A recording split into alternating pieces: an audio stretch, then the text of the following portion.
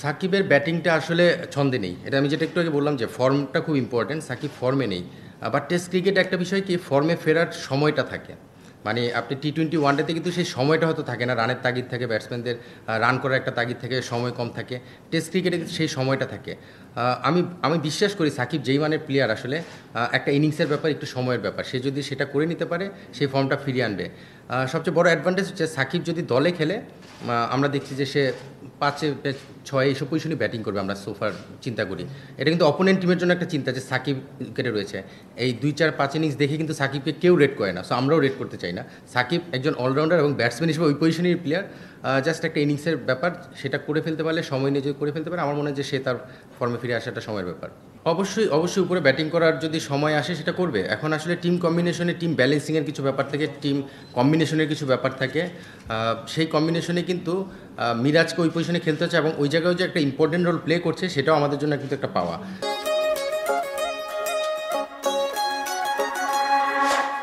So উপরে batting যদি দলের প্রয়োজন হয় অবশ্যই করতে পারে, সেটা কিন্তু সে প্রমাণ করেছে।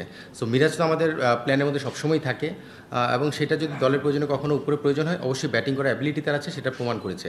এখন টিম কম্বিনেশন যখন সাজানো হবে তখন হয়তো যদি কোনো ম্যাচে মনে হয় যে তাকে উপরে ব্যাটিং করানোর প্রয়োজন, সেটা করা যেতেই পারে। সে প্রুভেন প্লেয়ার। অবশ্যই প্ল্যানে আছে। আসলে লঙ্গার ভার্সন খুব বেশি এক্সপিরিয়েন্স নেই ঋষাদের আসলে। টি-20তে যেটা হয় 4 ওভার, ওয়ানডেতে 10 ওভার। টেস্টে খেলতে গেলে হয়তো যদি একজন মেইন বলার হিসেবে খেলে হয়তো 15-20 ওভার করতে হতেই পারে। সেই লোডটা এখনও তাকে আমরা নিতে দেখিনি, কারণ এনসিএল খুব বেশি ম্যাচ খেলার সুযোগ হয়নি, এই ধরনের পরিমাণ বোলিংও তার করা হয়নি। সো আমরা চাচ্ছি যে সে লঙ্গার ভার্সনে ম্যাচ খেলে তারপরে টেস্ট টিমে আসুক এবং লঙ্গা ভার্সন যখন খেলবে তখন তার জন্য ইজিয়ার হয়ে যাবে।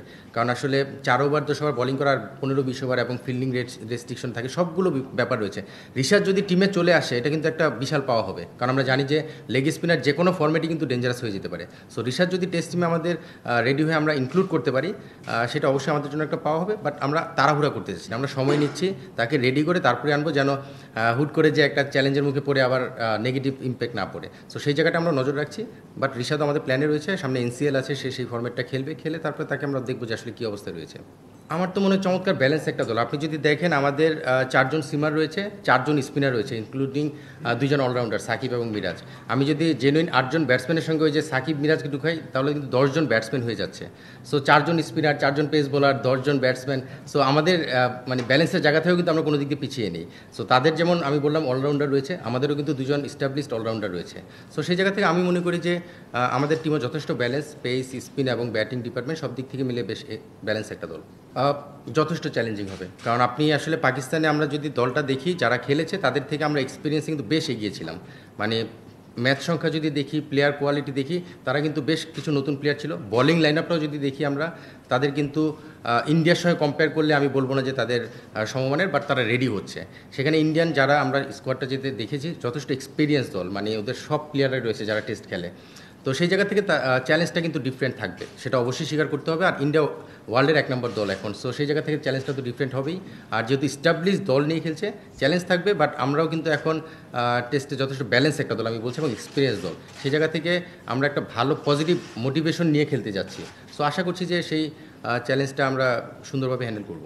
আসলে এখানে টোটাল কন্ডিশনটা চেঞ্জ, দলও চেঞ্জ এবং র্যাঙ্কিংয়ের পজিশন থেকে বোঝা যাচ্ছে ইন্ডিয়া কতটা স্ট্রং দল। আমরা কিন্তু বেশ এগিয়ে এসেছি স্টেপ এগিয়ে যেয়ে। তো সেই জায়গা থেকে আমার কাছে মনে হয় চ্যালেঞ্জ থাকবে, বাট আমাদের দল কিন্তু এখন ইনএক্সপিরিয়েন্স বা আমরা ছোট দল বা আমরা ভালো করবো না সেটা বলার সুযোগ নেই। আমাদের দলে কিন্তু 150-200 করা প্লেয়াররাও রয়েছে এবং তারা কিন্তু ফর্মে রয়েছে। একটা প্লেয়ারের সবচেয়ে ইম্পর্টেন্ট হচ্ছে তার ফর্মটা কেমন যাচ্ছে, সেই ফর্মটাকে কন্টিনিউ করার একটা চ্যালেঞ্জ থাকে। সেটা যদি তারা কন্টিনিউ করতে পারে আমার মনে হয় এটা পসিবল। এবং কন্ডিশনটা এমন না যে লাইক আমরা অনেক সময় বলি যে বাইরের ইংল্যান্ড, অস্ট্রেলিয়া সেই ধরনের কন্ডিশন, সেরকম না। ইন্ডিয়া যে ধরনের কন্ডিশনে হোক না কেন আমাদের সঙ্গে কিছুটা সিমিলারিটি রয়েছে। সেই জায়গা থেকে কন্ডিশন অ্যাডাপ্টেড যে ব্যাপারটা সেটাতেও কিন্তু আমরা অ্যাডজাস্ট করতে পারবো। চ্যালেঞ্জ থাকবে, বাট আমি বলবো না যে একদম পাকিস্তানের সঙ্গে যতটা কমফোর্টেবলি আমরা ডোমিনেট করে উইন করে এসেছি সেই কমফোর্ট জোনটা হয়তো থাকবে না, বাট ভালো খেললে অবশ্যই জেতা সম্ভব। না, ফারুক ভাই তো বেসিক্যালি ন্যাশনাল সিলেক্টর ছিলেন, তার আগে ফর্মার ক্যাপ্টেন ছিলেন, প্লেয়ার ছিলেন। সো ফারুক ভাই আসলে এই জিনিসগুলো খুব ভালোই বোঝেন। স্বাভাবিকভাবে আমাদের যেটা ক্রিকেট বোর্ডের প্রসিডিউর যে আমরা সিলেক্টররা টিম অপারেশনসে দিই, সেখান থেকে যে প্রেসিডেন্টের কাছে সাইন নেওয়ার পরে সেটা প্রেস রিলিজে আসে বা মিডিয়ার সামনে আসে। তো সেখান থেকে ফারুক ভাইয়ের কাছে যাওয়ার পরে যদি কখনো কোনো কোয়ারি থাকে ফারুক ভাই অবশ্যই আমাদেরকে জিজ্ঞেস করবেন। সো প্রেসিডেন্টের যদি কোনো কোয়ারি থাকে জিজ্ঞেস করবেন, বাট এখন পর্যন্ত এই টিমটাই তো আমরা দিলাম আসলে বেসিক্যালি। তো এই টিম দেওয়ার পরে সেরকম সে ধরনের কোনো কোয়ারি আসেনি, বাট অবশ্যই প্রেসিডেন্ট অলওয়েজ সেই বিষয়গুলো অবজার্ভ করবেন যদি দরকার হয়। অনেস্টলি যদি বলেন, আমরা এটা চিন্তাই করিনি। আমরা চিন্তা করছি যে আসলে এই সিরিজটা স্টেপ বাই স্টেপ, আমরা পাকিস্তান সিরিজের আগেও কিন্তু এই চিন্তাটা কারোর মধ্যে ছিল না। পাকিস্তান সিরিজে ভালো করার পরে আমরা র্যাঙ্কিংয়ে উপরে উঠে আসার পরে একটা ক্যালকুলেশন মেলানোর চেষ্টা করা হচ্ছে। প্লেয়াররা যখন খেলতে নামে তখন আসলে অন্য কিছুই চিন্তা করে না। আর এই র্যাঙ্কিংয়ের বিষয়টা অফ দ্য ফিল্ডে হয়তো অনেক আলোচনা হতে পারে, বাট আমাদের সিলেকশন প্যানেলের মধ্যে আসলে এই বিষয়টা নিয়ে একদমই আলোচনা হয়নি, এবং আমরা এটা নিয়ে আসলে ভাবতেও চাচ্ছি না, কারণ আমরা জানি যে প্রতিটা ম্যাচ, প্রতিটা সিরিজ ইম্পর্টেন্ট। তো সেই জায়গা থেকে আমরা ম্যাচ বাই ম্যাচ, বা আপনি যদি বলেন সিরিজ বাই সিরিজ, আমরা আগাতে যাচ্ছি। সময়ের সঙ্গে সঙ্গে যেটা যেখানে যাবে আমরা সেটার সঙ্গে মিলে যাবো আর কি। এখানে জিনিসটা হলো কোচ ক্যাপ্টেনের সঙ্গে আমরা ডিসকাস করি, ফাইনাল কল দেওয়ার আগে ডিসকাস করি, বাট এই জিনিসটা আগেও আপনাদের সঙ্গে আমাদের শেয়ার করা হয়েছিল। এখানে স্কোয়াড যেটা, সেটা কিন্তু সিলেক্টররা ফাইনাল অ্যাপ্রুভ করে, মানে সিলেকশন পয়েন্ট অফ ভিউ থেকে। যখন বেস্ট 11 হয় তখন কিন্তু ক্যাপ্টেন কোচের প্রায়োরিটি বেশি থাকে, তারাই বেস্ট 11টা করে।